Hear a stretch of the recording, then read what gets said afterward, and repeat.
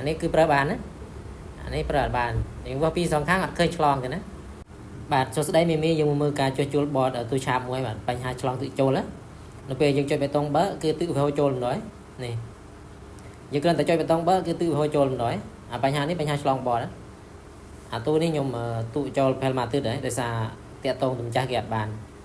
ឲ្យតែគេក៏តាក់តងទៅអត់បានខលអត់ចូលទៅមានន័យថាទូចាំម្ចាស់គេមកតាមអានេះម្ចាស់គេមកតាមហើយញ៉ែតម្លៃគ្នារួចរាល់អស់ហើយចាំខ្ញុំបើឲ្យមើលទៀតណាគេចុចបើគឺទិវាហូរចូលនេះយើងបាច់ចាំចុច start ចុចអីទេបាទបើនៅពេលដែលយើងបានដល់ពីភ្លើងយើងក៏បើទិហូរចូលអានោះយើងទៅមើលសេនណយប៉ុន្តែបញ្ហាចុចបើពុបទិហូរចូលម្ដងគឺយើងទៅមើលបតវាអូខេចាំខ្ញុំដោះផ្នែកក្រោយវាដើម្បីមើលតាមស្នាប់មើលខ្សែវាមើលខ្សែមួយណាដែលចូលមកសេនណយយើងតាមទៅបតវាដើម្បីងាយស្រួលក្នុងការដោះខ្ញុំបាត់វាសិនអូខេនេះខ្ញុំបានដោះរួចដល់ហើយយើងមើលខ្សែស្នាប់វាយើងត្រូវការសង្កេតមើលខ្សែស្នាប់វានេះវាមានខ្សែពើទឹកក្រូចហើយនិងពើខៀវហើយយើងមកដោះមើលក្លេបតវារត់ចូលបតមួយនេះបាទយើងមើលតាមខ្សែពើវាមកចាំខ្ញុំដោះបតវាសិនអូខេនេះយើងដោះបតមករួចដល់ហើយយើងតាមស្នាប់វាយើងតាមខ្សែស្នាប់វាចាំយើងមកមើលខ្សែស្នាប់ពីលើមុនយើងមើលចេញពីសេនណយវានេះគឺថាពើទឹកក្រូចនិងពើខៀវអាពើទឹកក្រូចនេះខ្សែវាបញ្ជាចាញ់ភ្លើងមកអាពើខៀវនេះខ្សែម៉ាស់វាយើងបាច់មើលតែខ្សែម៉ាស់យើងមើលអាខ្សែពើទឹកក្រូចបាទយើងតាមវាមកងាយស្រួលទេបើប្រើវិធីនេះយើងងាយស្រួលរកបង្ហូចវានេះខ្សែពើទឹកក្រូចយើងរឹបចាញ់ស្នាប់មក1 2 3យើងចាំទូកមកនេះខ្សែទី3បាទយើងរឹបពីស្ដាំដៃមកចាំខ្ញុំដោះវាសិនអូខេនេះខ្ញុំបានវះបតរួចរាល់ហើយយើងធ្វើការកឹះហើយយើងតាមស្នាប់វាមើលយ៉ារៀងតឹងដៃយ៉ាង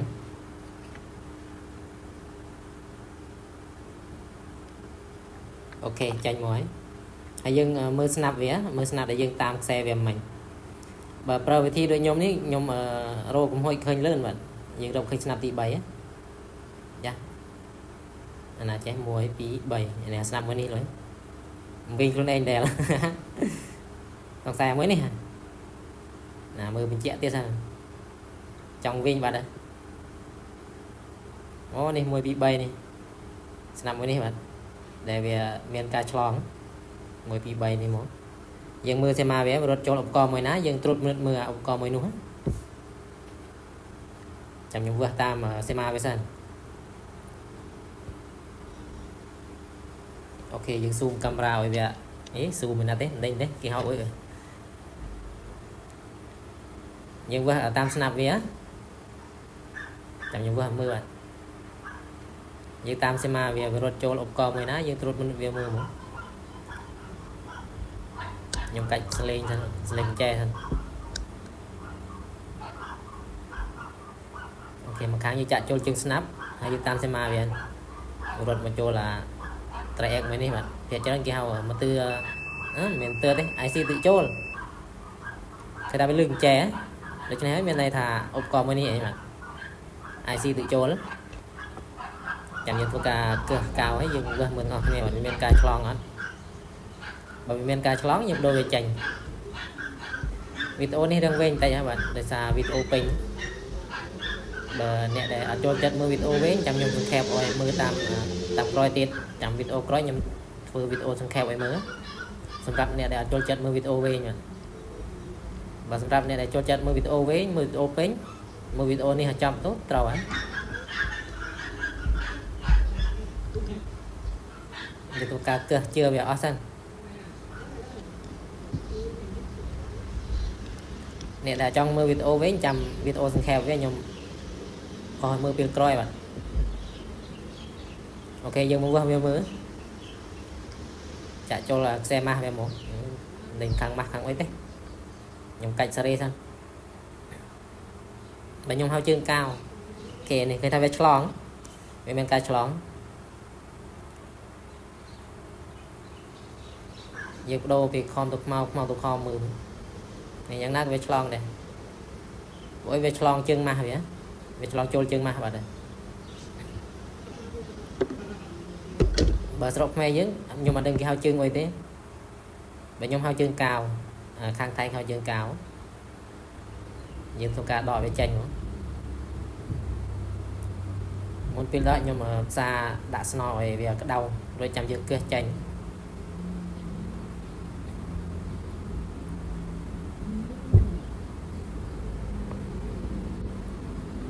យើងដាក់វាក្តៅហើយយើងគឹសវាថ្នមនេះចេញព្រុតបាត់កុំទិនឲ្យចាប់វាក្តៅយើងទុកវាម្លែកសិនចាំខ្ញុំដោះពីបត់កាប់សាច់មកចាំខ្ញុំមើលប្រៀបធៀបមើលអូខេអានេះខ្ញុំដោះមួយថ្មីមកទឹកថ្មីធានាវ៉ាស៊ីនទៀតដែរវ៉ាស៊ីនទៀតចាំខ្ញុំមើលប្រៀបធៀបមើលវាឆ្លងយ៉ាងម៉េចហើយវាល្អយ៉ាងម៉េចអានេះវិធីការវើសរបស់ជាងងាទេបាទដោយសារជាងងាបានរៀនសូត្រទេបាទអាស្រ័យលើបទពិសោធន៍បើបងប្អូនណាមានទ្រឹស្ដីល្អសូមជួយឲ្យខមមិនចែកម្លែកផងបាទចូលរួមចែកម្លែកទាំងអស់គ្នាខ្ញុំចែកម្លែកទៅតាមបទពិសោធន៍ដែលខ្ញុំមានទេបាទបើសិនជាខុសឆ្គងត្រង់ណាជាអាស្រ័យផងយើងវើសមើលមកអានេះដែលវាឆ្លងនេះយើងដោះចេញពីបត់មិញនេះចាក់ទៅខាងណាក៏វាឡើងដែរអានេះមិនតែវាឆ្លងហើយនេះអូខេយើងវើសមើលល្អនេះយើងចាក់យ៉ាងណាក៏វាឡើងដែរហើយយើងប្រែពីខំទៅខ្មៅទៅខំក៏ឡើងដែរតែយើងវើសជើងពីរសងខាងនេះវាឡើងដែរអានេះគឺប្រើបានណាអានេះប្រើបានយើងវើសពីរសងខាងអត់ឃើញឆ្លងទេណាឃើញតែវាប្រើបានតែក្នុងពេលយើងចាក់ចូលជើងកាវវាគឺវាឆ្លងហ្នឹងនេះវាឆ្លងចូលជើងកាវវាអូខេខ្ញុំធ្វើការបដូរវាចេញសិនខ្ញុំធ្វើការផ្សារល្អចូល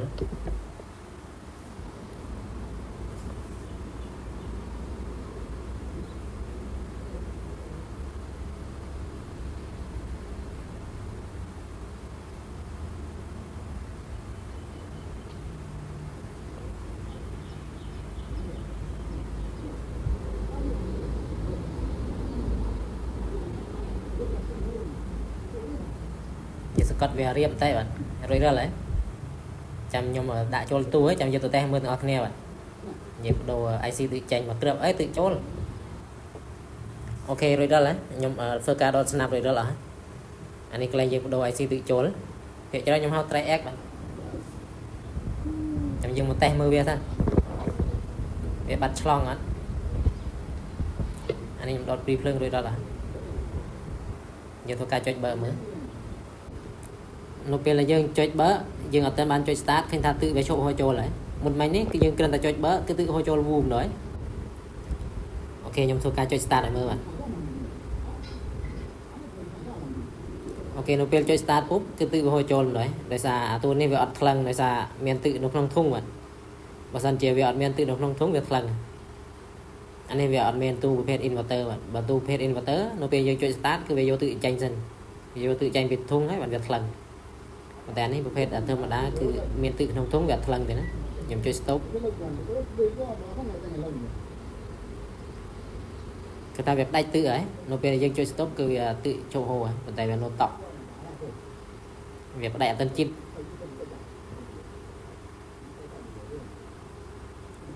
អូខេគេថានៅពេលយើង stop វាជោគហូរចូលហើយ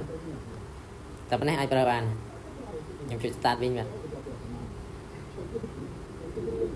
នេះនៅពេលដែលវាមានភ្លើងចូលសិនហើយវា